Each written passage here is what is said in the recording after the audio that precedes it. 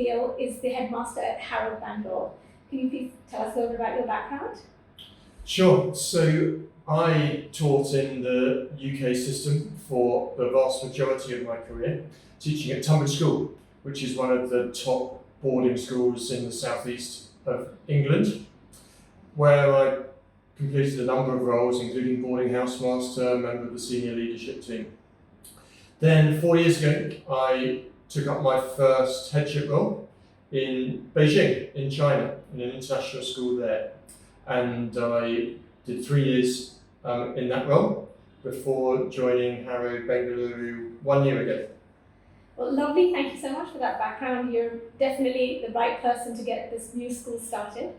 And with that, I have my first question. Harrow is a big brand in the UK. Everyone in the world knows Harrow. So, what about that brand are you going to be bringing to your international campus in Bangalore? That connection with Harrow UK is tremendously important to us, and it's very real. For example, all of our international teachers spent a period of time at Harrow UK before they came out to Bengaluru to become familiar with everything that Harrow represents, to make sure that we're ready to build the culture of Harrow UK in Bengaluru. And of course, since those teachers have been out in Bengaluru with their Indian counterparts, there's been lots of opportunities for them to connect with Harrow UK teachers and to further the philosophy of Harrow UK in Bengaluru. But of course, the connection doesn't just stop there. It's really real for the students as well. So there's lots of opportunities for our students to connect with Harrow UK and indeed the Harrow schools around the world, because it's not just about the UK. So just to give you an example of that, there's a creative writing club which brings together students from Harrow Bengaluru with students from other Harrow schools around the world to produce a joint creative writing magazine. And at the end of this academic year, our grade 10 students, when they finish their IGCSE examinations, will have the chance to go to Harrow UK, to spend some time there for a global symposium with students from all over the world, at different Harrow schools around the world joining. We're also, incidentally, planning our first international sports tour, which will be going to the UK in February, and will include a period of time at Harrow, we intend, which will both allow the students to play a fixture against Harrow, but also to attend lessons at Harrow. Wow, that's fantastic. I think you've really thought it through, and it's a great opportunity for students across all the Harrow campuses to kind of meet, speak to one another, and really learn from one another. Absolutely, and as you're probably aware, we're launching a Harrow in New York as well. Yes. Over the course of the next 12 months, which is going to present another opportunity for our students. A lot of our students are going on to UK universities, US universities, and those connections in those countries are really valuable to us. Do you have any kind of exchange among students in one Harrow campus and another Harrow campus? Yeah, that's embryonic at the moment, but it's absolutely something we want to take forward, and we hope that in the years to come, as I say, our grade 10s are going to go over there to Harrow UK at the end of this academic year, and it's something which will grow over time. Fantastic, because I think that'll really bring that brand together, and it's something that'll definitely be a unique selling point for you guys. We hope so. Yes, absolutely. So, getting into some more of the questions about the school in India, the Harrow Bengaluru, where exactly is it located? I mean, I know Bengaluru, but are you in the city? Are you a little further out? Is it a big sprawling campus?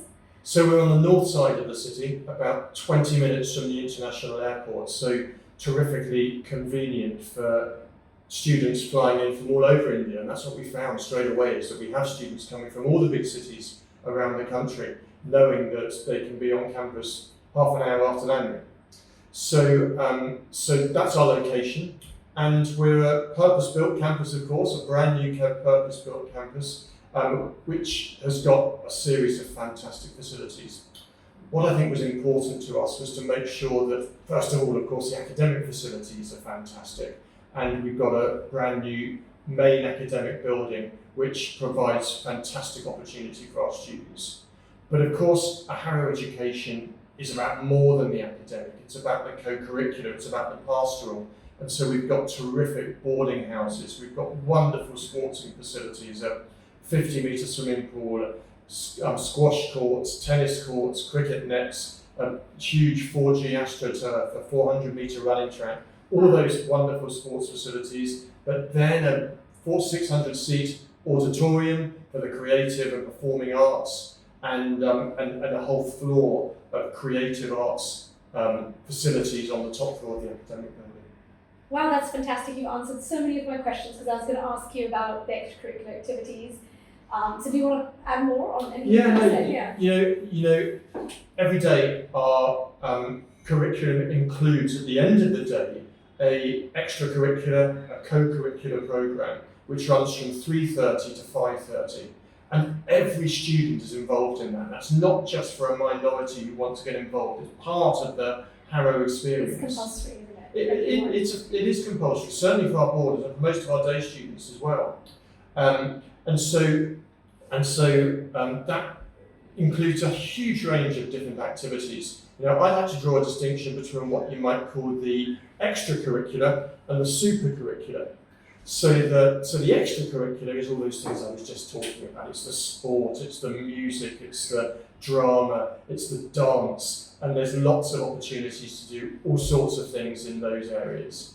But actually, I think it's really important to stress the importance of the supercurricular. That's the kind of academic opportunities that go beyond the regular curriculum.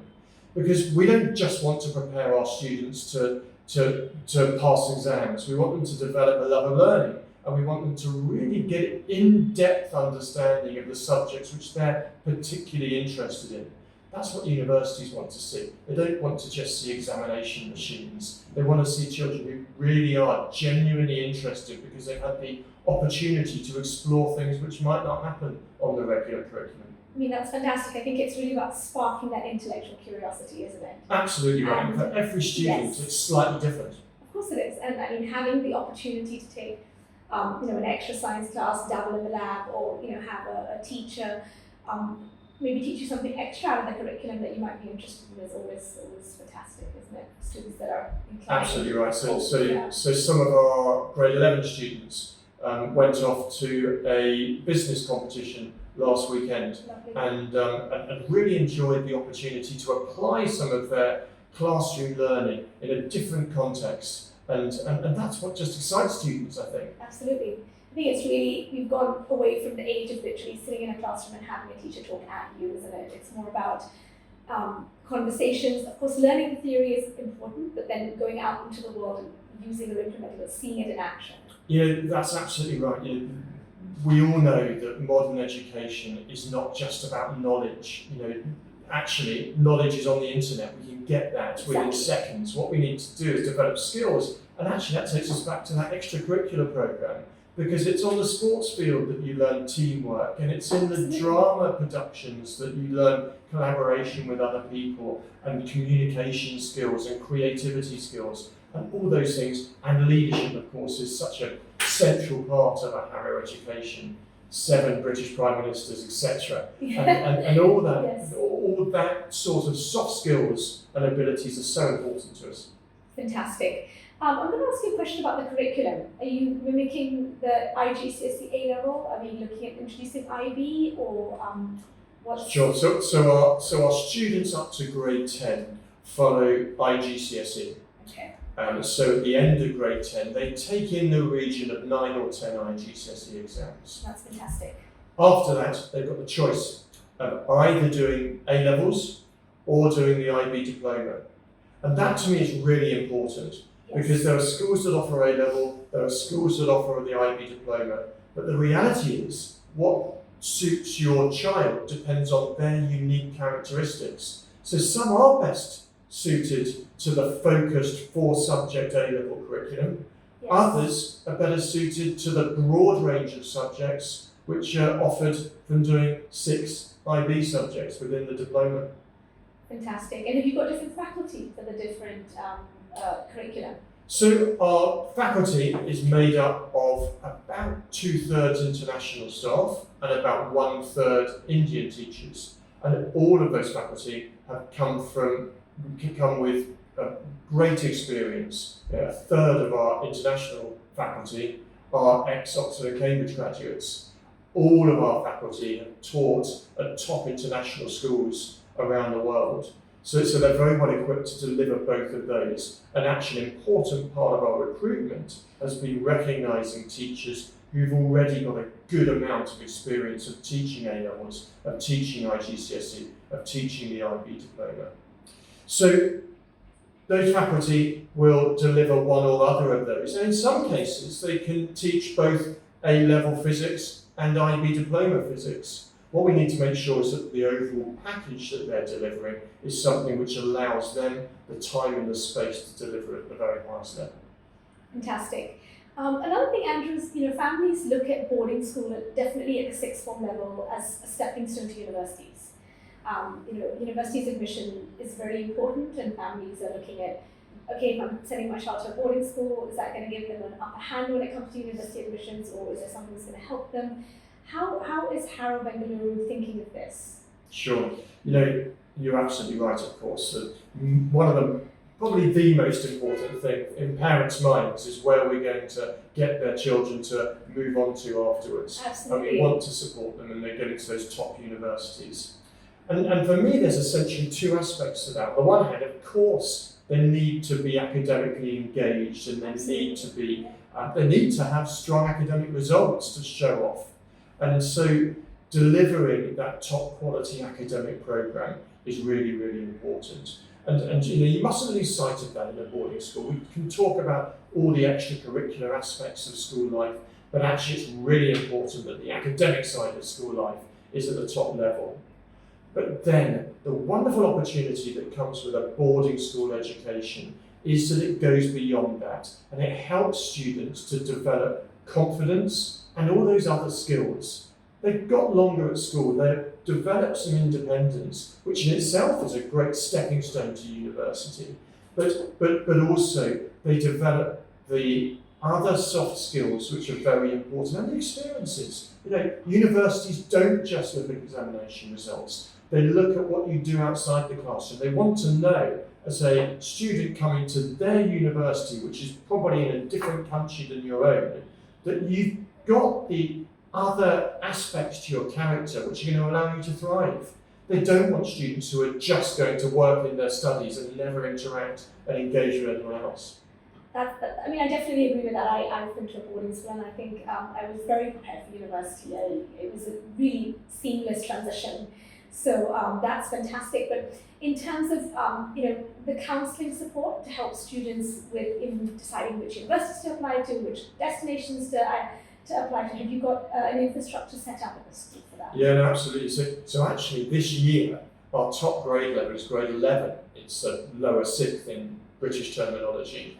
But nonetheless, we have appointed a university careers guidance counsellor from day one, because we realise that actually getting into top universities is a long process. It takes many years, and you have to actually start thinking about it in grade 8 and grade 9. Absolutely. And our university guidance counsellor, Mr. Ganesh, is spending a lot of time with our younger students, helping them to understand how they must now start building their CVs, building their package of things they can show their universities in the future. And of course, giving advice to those grade 11s who are now seriously thinking about exactly which direction they're going to go in. But the second thing I would say about that is that actually university guidance can't be the domain of one person. It can't be just the domain of the university guidance team. It has to go beyond that. And so, again, all our teachers, with all their experience of sending students to top universities, of attending top universities themselves, are giving that specialist advice in their area. So, I'm a graduate of Oxford, where I studied PPE, and as a result, if there's a student who wants to go into social sciences, who wants to study economics, who wants to study business, then actually I work with them a great deal to help them with the expert knowledge I have in that area.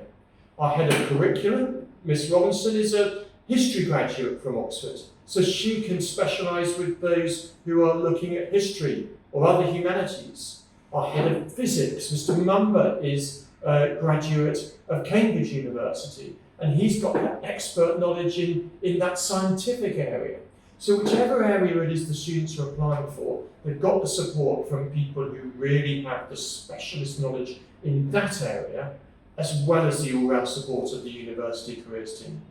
That's fantastic. I know I too am a alumni of Oxford, and I did biochemistry, so I do know that the interview process is very academic oriented. So it's definitely a plus point for parents who are looking at the UK and looking at some of the top universities, that if you have faculty that have graduated from these universities, they probably understand the curriculum the best and can help you with, especially for Oxford, these interviews that are a big hurdle in the process and are usually academically inclined. That's absolutely the case, and it's not just about where they went to university, but they've got experience of working in top schools. It's built up their knowledge, and they send students already to these top universities. You know, the Harrow group of schools sends over 100 students to Oxbridge,